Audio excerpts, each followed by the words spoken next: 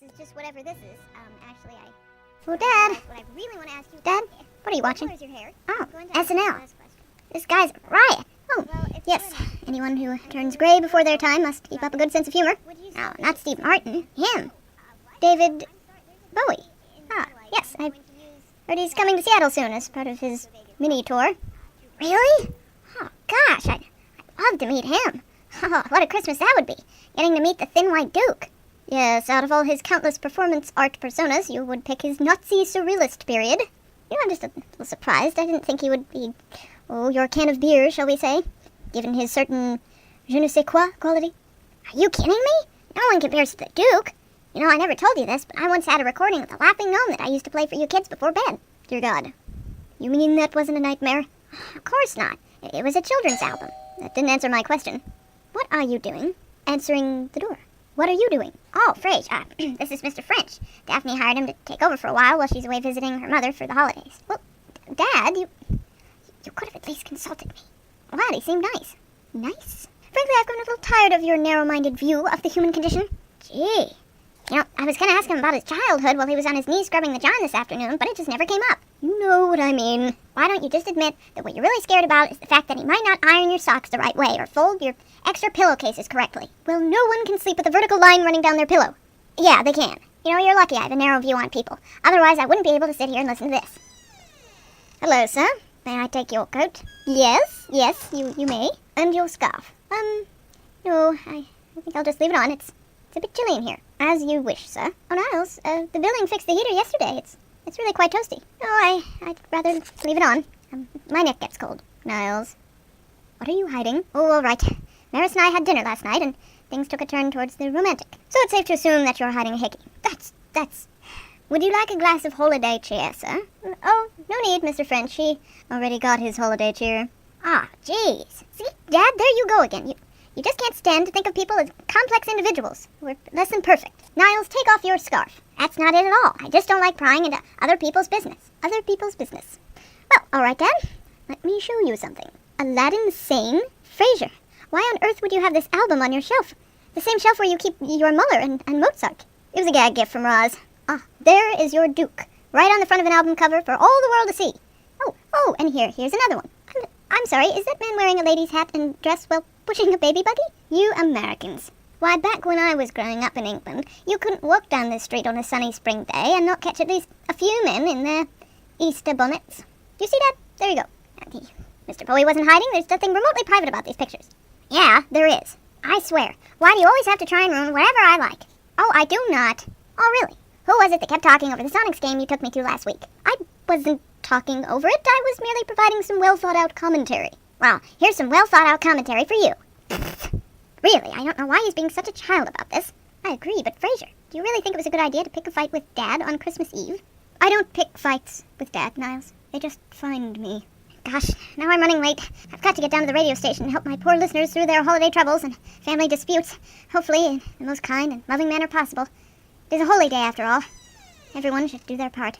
What about Dad? Oh, the heck with him. I'll see him on Christmas.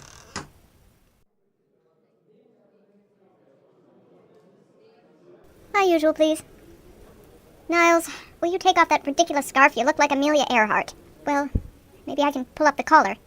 Oh, much better. Now you look like Chanel's answer to James Dean. Is that David Bowie? What? That man over there, behind the newspaper. My God, I think it is. Wow. I expected him to be a bit more, I don't know, alien-like? Oh, Niles, not you too. Honestly, I think you're getting as bad as Dad. One of you is convinced the man's whole eccentric period was just a tiny career decision thrust upon him by his business managers, hardly worth noting, while the other is sitting here waiting for him to leap up on the coffee table, twirl a boa, and sing the entire rise and fall of Ziggy Stardust and the Spiders from Mars. Well, quite frankly, I've been doing some research, and I find him the most fascinating of human psyches, and I intend to go over there right now and introduce myself. Oh, Mr. French. Nice to see you. Picking up some coffee beans for home? Well, yes. I suppose I could do that after I got my latte. Mr. French. No. My name is Dr. Fraser Crane from the radio. You may have heard my show, perhaps in the taxi over here? Well, I don't really listen to the radio that much. Oh, yes, well. Why would you? You being a musician and all, I suppose you get bored with it. Well, not that you would get bored with your own music, actually. It's quite nice. Relaxing. Or alternatively, energetic. You've never heard my music before, have you? Not one song. I'm sorry. You see, I'm a psychiatrist, and I'm more interested in you from a psychological standpoint. Really? Has my ex-wife been spreading rumors again? No, nothing like that. I don't think you need psychological help exactly, but I would be eager to sit you down in front of a microphone and interview you on my show. Oh, well, let me think about that. Well, all right, take all the time you need. Yeah, here's the thing. I don't really need much time to think it over. I already have, and I'm afraid the answer's no. You're a lovely gentleman, and it's nothing personal, but, oh, no need to say any more. I understand. I'm so sorry again, really. Oh, you know, it's Christmas after all. Yes, I just hoped my listeners could have gained just a small piece of your worldly wisdom to help them over these next few days. You know, the holidays aren't easy for everybody.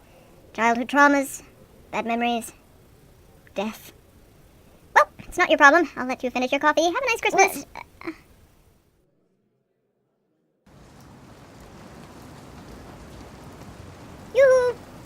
Yoo-hoo, David.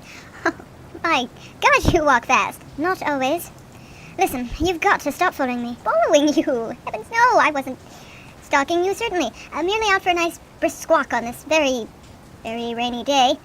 Oh gosh, I do hope it ends soon, don't you? My father's done nothing but complain. We could really use a good snow. You'd think it wouldn't be too much to ask for the rain to just go away for, I don't know, a day or two, at least until after Christmas. Yes, you'd think it wouldn't be too much to ask, but here we are.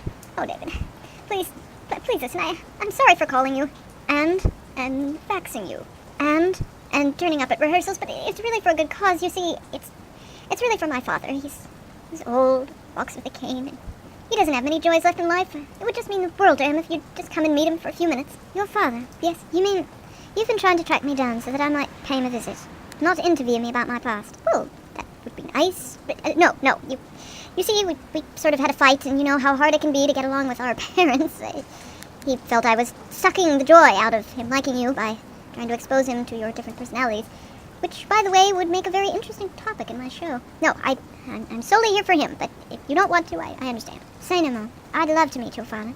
I was quite close to my own, you see. Really? Fascinating. Perhaps you could tell me more about that on our walk home. All right. Where do you live? Oh, not too far. Just a quick train ride away. And a bus.